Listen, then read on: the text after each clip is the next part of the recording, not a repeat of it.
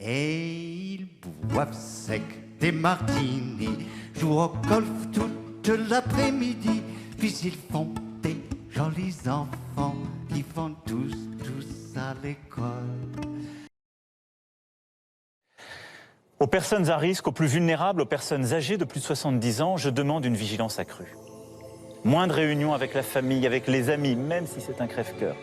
Et le respect de la distanciation physique, y compris au domicile. Le port du masque systématique lorsqu'on se trouve à l'intérieur en présence d'une autre personne. Même un proche, même un enfant ou un petit enfant, c'est très important pour vous. Les mots, je les ai eus. Radical, qui mène jusqu'au terrorisme.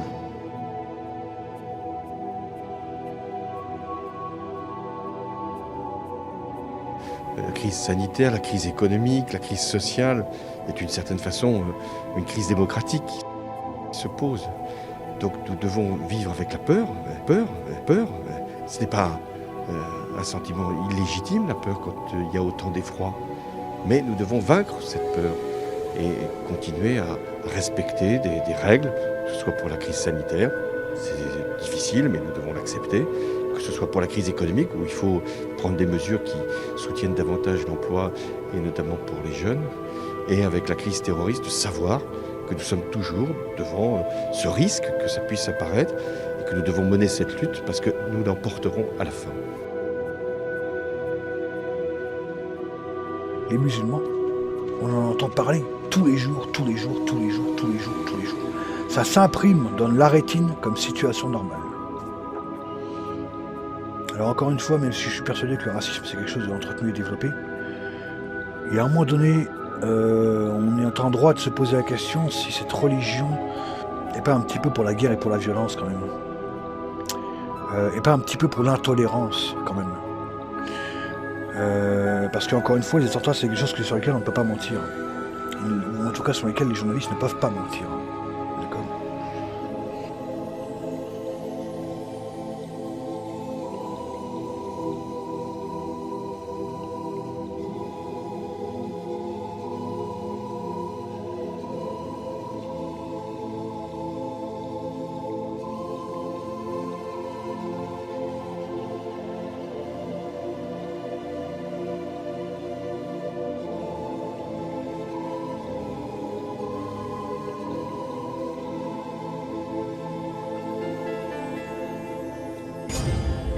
Par une grande inspiration. Dans cette période, nous avons déjà d'autres défis à relever. La crise sanitaire, la crise économique, la crise sociale est d'une certaine façon une crise démocratique qui se pose. Donc nous devons vivre avec la peur. Ce n'est pas un sentiment illégitime, la peur, quand il y a autant d'effroi. Mais nous devons vaincre cette peur et continuer à respecter des règles, que ce soit pour la crise sanitaire, c'est difficile, mais nous devons l'accepter, que ce soit pour la crise économique, où il faut prendre des mesures qui soutiennent davantage l'emploi, et notamment pour les jeunes, et avec la crise terroriste, de savoir que nous sommes toujours devant ce risque que ça puisse apparaître, et que nous devons mener cette lutte, parce que nous l'emporterons à la fin. Donc je suis pas raciste, mais à force, je crois que si ça continue comme ça encore pendant 10 ans, je vais peut-être finir par le devenir. Mais comment les gens, quand ils arrivent en télé, ils ne réfléchissent pas, c'est pas possible. BFM TV, c'est de la merde.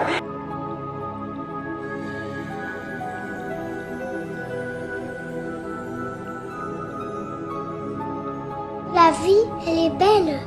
Cette jeunesse que nous on est en train de détruire. Mais vous vous rendez compte, mes petits-enfants, qu'est-ce qu'ils vont devenir dans ce monde pourri? Et c'est pas le Covid, monsieur, c'est pas le Covid.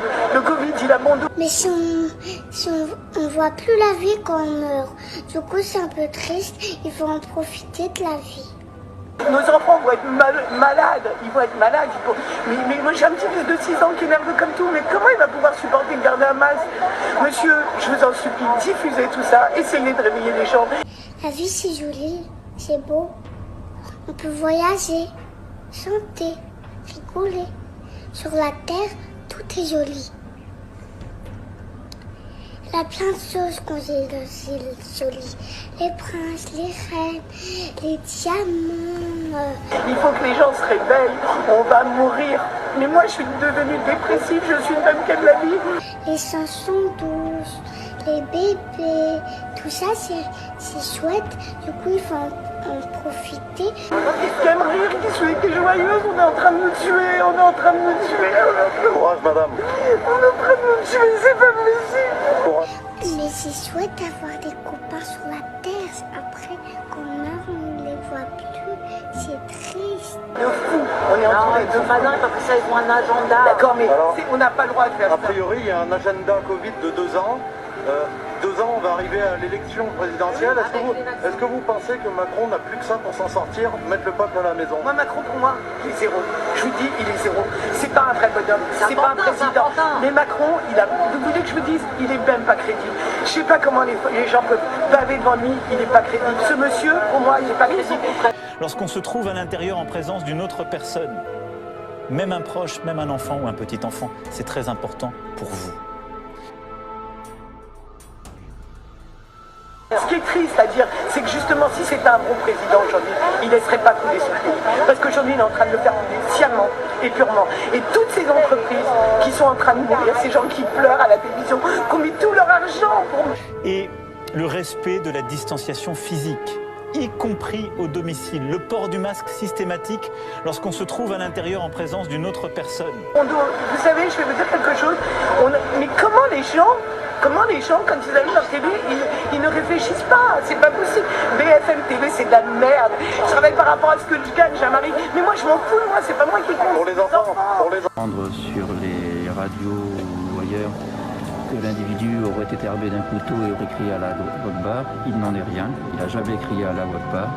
Il n'a jamais été armé d'un couteau.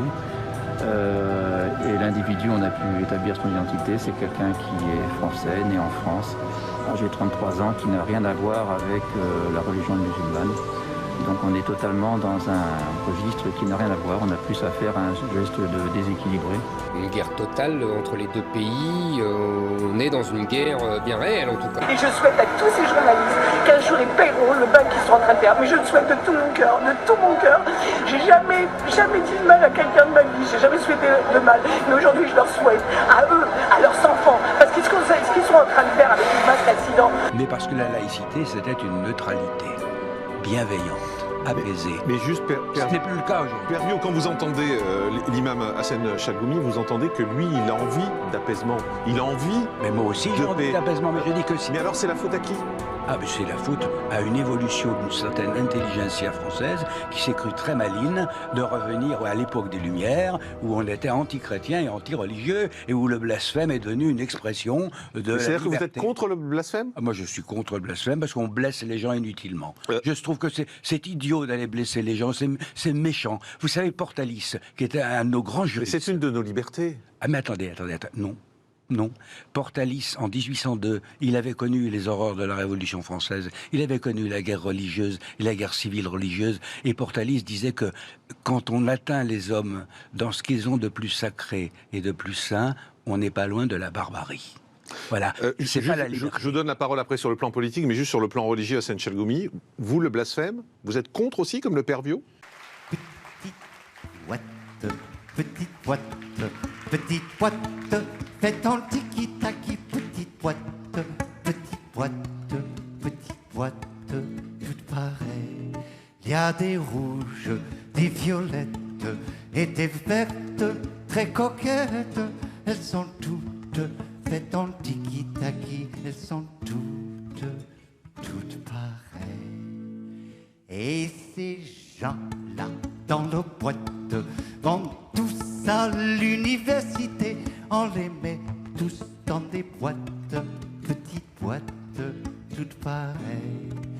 Il y a des médecins, des dentistes, des hommes d'affaires et des avocats. Ils sont tous faits en tiki-taki. Ils sont tous pareils. Et ils boivent sec des martinis, jouent au golf toute l'après-midi, puis ils font des jolis enfants qui font tous à l'école.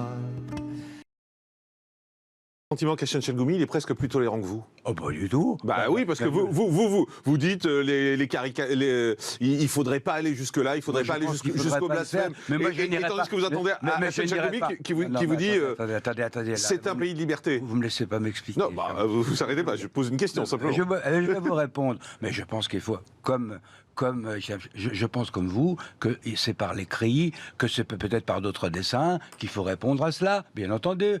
Bon, mais il faut se dire qu'il y a un certain nombre de jeunes qui n'ont ni votre culture, ni la mienne, ni les dispositions que vous avez, ni les miennes, qui vont répondre autrement. Et que quand... il faut les éduquer, non pas interdire le blasphème. Ah, il faut les éduquer, mais on ne va pas reculer parce qu'il y a des gens qui n'ont pas d'éducation.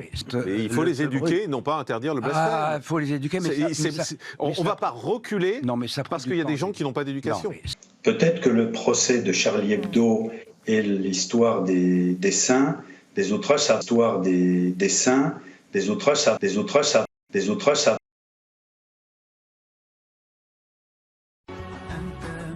جناب سوريا إلى ماكرون كلب الروم من أنت حتى تتكلم عن رسول. Et peut-être que le procès de Charlie Hebdo et les polémiques sur les dessins sur Mohamed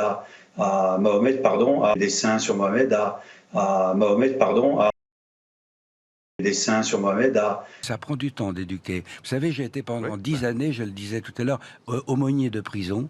Et quand on se trouve devant certaines formes de délinquance très graves, ça prend du temps. On peut toujours rééduquer les gens. Moi, je crois qu'on peut toujours le faire. Mais ça prend beaucoup de temps. Et là, en ce moment, il y a le feu à la maison. Alors, on ne va pas rajouter du feu. Il faudrait quand même être un peu raisonnable de chaque côté. Donc ça veut dire arrêtons le blasphème? Ça veut dire essayons d'être raisonnables et de ne pas provoquer inutilement, parce que nous n'avons pas... Est-ce que nous avons Donc la République recule? Ah non, je ne dis pas que la République... non, moi je le dis. Non, vous non, mais moi oui. Non, je dis qu'on devrait pouvoir s'asseoir autour d'une table avec les différents partenaires de ces affaires-là et leur dire est-ce qu'ils sont bien conscients de ce qu'ils peuvent déclencher et de ce qu'ils peuvent, disons, engendrer. Alors là, on bascule un peu dans le domaine politique. Dominique Da Silva, député La République En Marche. Ces enfants partent en vacances, puis s'en vont à l'université. On les met tous dans des boîtes et ils sortent tous pareils. Les garçons font du commerce, puis deviennent pères de famille. Ils bâtissent des nouvelles boîtes, petites boîtes, toutes pareilles. Puis ils règlent toutes leurs affaires et s'en vont dans des cimetières, dans des boîtes faites en tiki-taki qui sont toutes pareilles.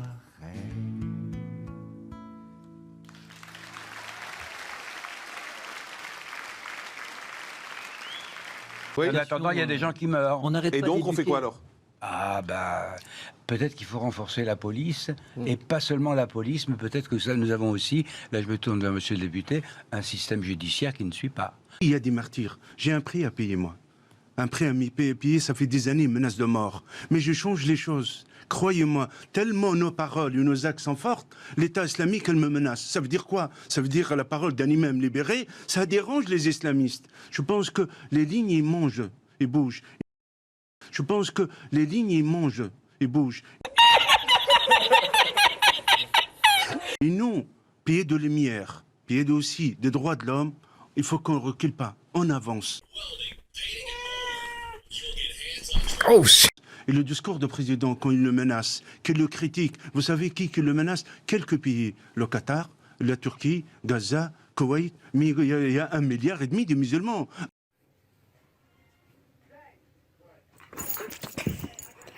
Un peu au Bangladesh, à force de la manipulation et aussi de crise économique, mais 1,5 milliard, ils veulent aller vers la liberté, ils veulent débarrasser de l'islamisme, ils veulent débarrasser de cette archaïque d'une idée de que quelqu'un me critique, il est obligé d'être condamné à mort ou supprimé.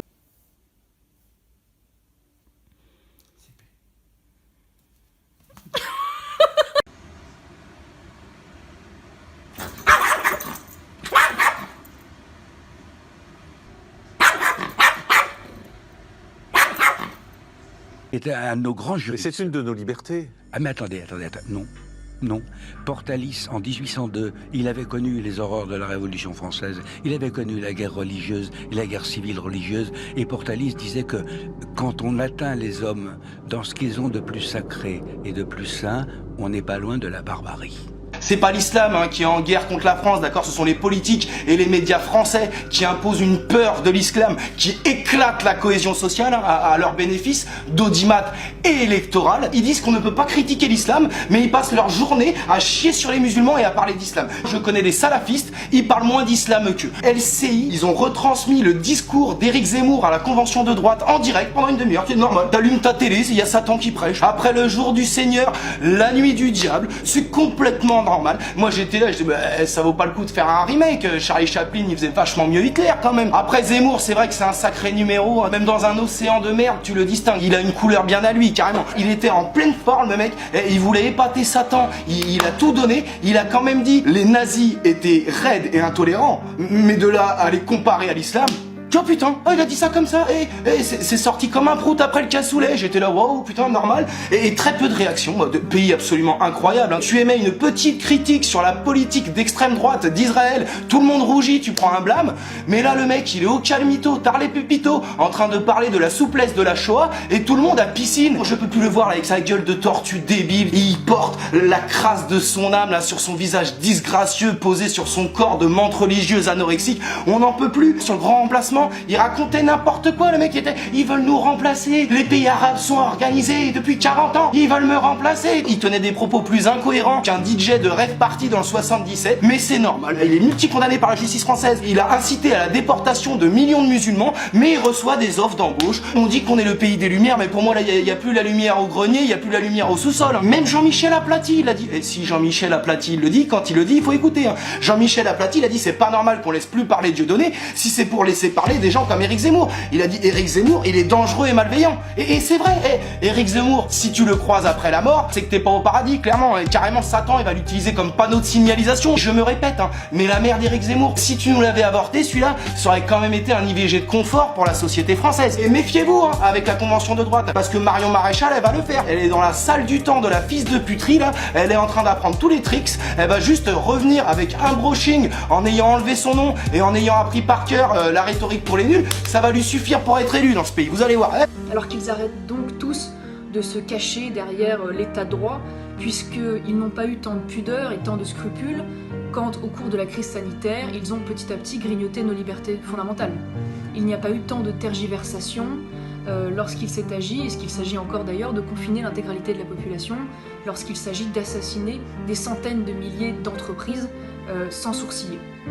Et qu'ils arrêtent donc de mobiliser l'énergie des forces de l'ordre pour mettre des amendes aux gens qui ne portent pas correctement leur masque ou rentrent un quart d'heure trop tard après le couvre-feu, que ces forces de l'ordre soient plutôt mises à la disposition de la protection de nos enfants, de nos écoles, de nos églises, alors qu'aujourd'hui on est face à des décapitations, ce qui m'apparaît malgré tout bien plus grave et qui nécessite notre mobilisation totale.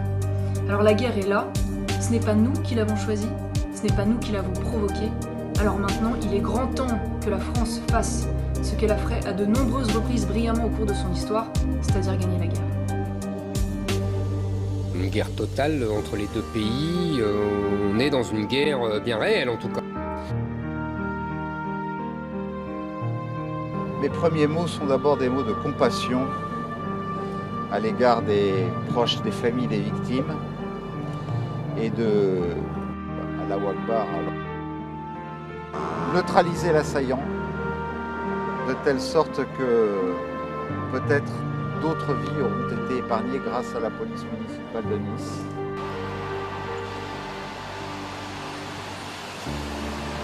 Par rapport à Erdogan, cet homme est en guerre sur 5 fronts, Arménie, Syrie, Libye, partout. Ce type est dangereux, il est extrêmement dangereux. Ce type est dangereux, il est extrêmement dangereux. Il est en train de couler son économie.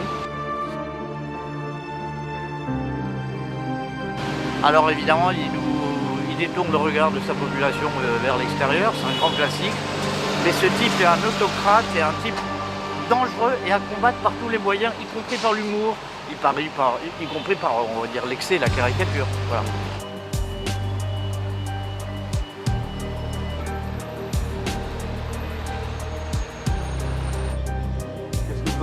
monsieur. Super. Ouais. C'est vrai. Super, ça vous plaît? Absolument.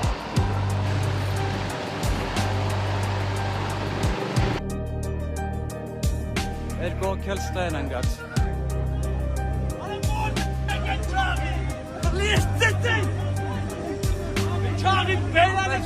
Ragazza il miare, Cangela!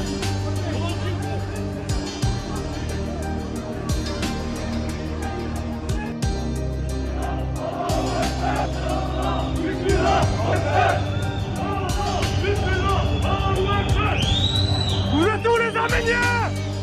Vous êtes où? On est chez vous, bande de fils de pute!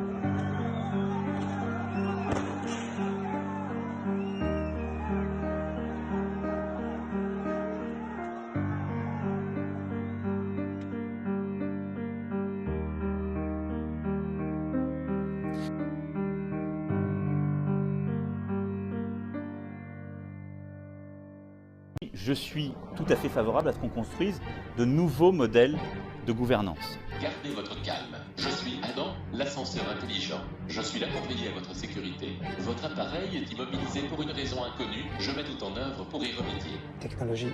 Gardez votre calme. Je suis l'ascenseur. Je suis veillé pour veiller à votre Je suis en serein. Nous vous informons que ce programme est déconseillé aux moins de 10 ans. Merci, votre Quoi, honneur. 3 ans? Pourquoi j'ai pas la même peine que le juif de tout à l'heure? Vous voulez une peine de juif? Faites un crime de juif. Suivant. Visite guidée des terres avec sa seigneurie.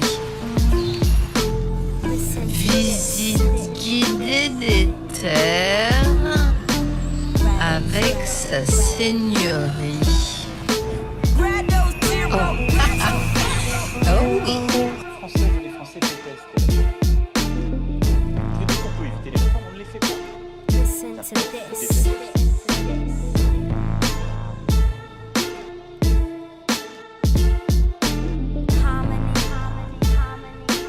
Vous savez juste vous cacher et mentir. Moi, je ne l'ai pas ces problèmes. Moi, j'ai dit toujours la vérité. Oui, c'est vrai. Je dis toujours la vérité.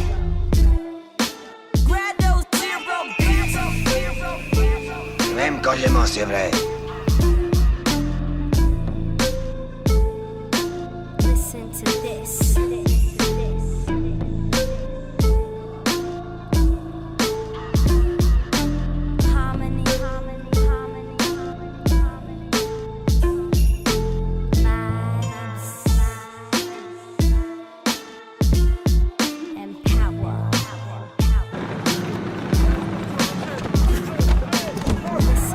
J'entretiendrai mes capacités physiques.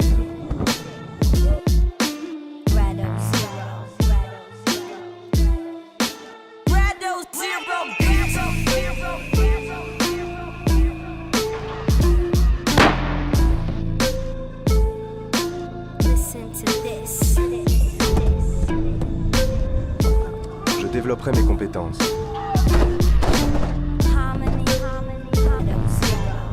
Je serai au service des autres et j'agirai avec la volonté de vaincre.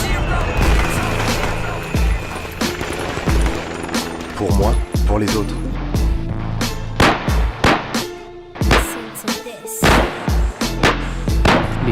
Les Français qui m'ont expliqué ça m'ont dit que, comme ils avaient fait à Gaza, ils leur ont conseillé de faire la même chose, ils leur ont expliqué comment il fallait faire, parce que les Israéliens sont des spécialistes évidemment. Que les militaires s'entraînent, s'équipent pour intervenir dans les cités. Quand ça va exploser? On ne sait pas quand, mais ça va exploser, c'est sûr. Est-ce que ça va être une sorte de mini-guerre civile cantonnée dans certains quartiers? Très probablement. Très probablement. Mais il y a un moment où il va y avoir un acteur politique qui va dire on y va, et on va y aller. Donc il faut s'équiper et s'entraîner. Vous avez des modes opératoires que je tairai ici. Nous, on travaille énormément, les CRS, on travaille, ils travaillent, je ne travaille plus maintenant, mais ils travaillent sur des techniques pour des tueries de masse. Des techniques pour des tueries de masse. Des techniques pour des tueries de masse, notamment. Comment on réagit aux tueries de masse, comment on intervient sur une tuerie de masse. Les CRS s'entraînent. Et avec la volonté, il n'y a pas grand-chose qui va résister. On en est quand même dans cet état d'esprit. On en est à la porte, vous ne le savez pas, les Français ne le savent pas. Bon, c'est Zemmour qui l'a révélé il y a quelques temps en parlant de l'opération Ronce. Il s'est fait un peu taper sur les doigts d'ailleurs, si j'ai bien compris, sur l'opération Ronce, qui est une opération de préparation. There were no more neutral parties. There were only those who were on the Ottoman side and those who were on the Armenian and the Russian side. Starting in 1894, Armenian revolts broke out in several cities across eastern Anatolia, including Trabzon, Sivas, Erzurum, Bitlis, and Van. The incident was always created by the Armenians. I mean, and these were bloody incidents. I mean, they would go and massacre a group of Muslims, and upon this provocation, the government, or even perhaps the local population, would go and repress them and massacre a group of Armenians in return. The important thing for Europe, of course, was that the Armenians were being massacred. A massacre of Muslims was not very important in their eyes. I mean, they had this attitude. Ottoman authorities did retaliate, attacking and killing many Armenians. While the Western press portrayed the Turks as ruthless killers, little was said about the Armenian revolutionaries and the helpless Muslims they slaughtered. They wanted to get the independence of the Armenian people by using force. That was wrong, because after living side by side for centuries, Turks were deeply hurt because of these terrorist activities. The Ottoman troops were in full retreat from the Russians and could not protect the civilian population from Armenian attacks. One of the rebel leaders, Hamparsum Boyachian, declared, "All Turkish children also should be killed, as they form a danger to the Armenian nation." The local Armenians rise, and they carried out a massacre of the local Muslims. The 5 volunteer Armenian regiments had gone over the border and started massacring all the Muslims in sight. And the idea is the straightforward one of ethnic cleansing. You know, if you terrify people, you wipe out villages, then everybody will panic for miles around and run away. This is the theory behind it.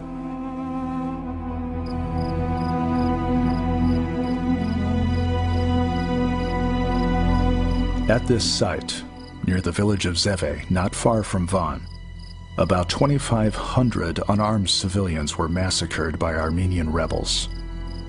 They were driven into this natural bowl area and cut down with rifles and machine guns.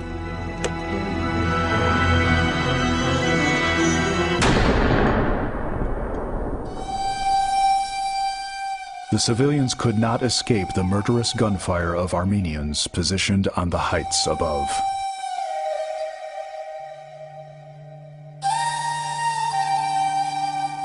At Akdamar Island, Muslims fleeing from the horrors around Lake Van sought refuge.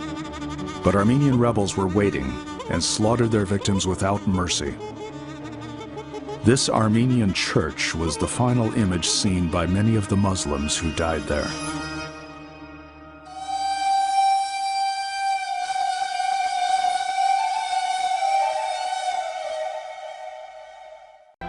Our archives reveal that in Anatolia, after the end of World War I, a total of 529,000 Turks were massacred by Armenians.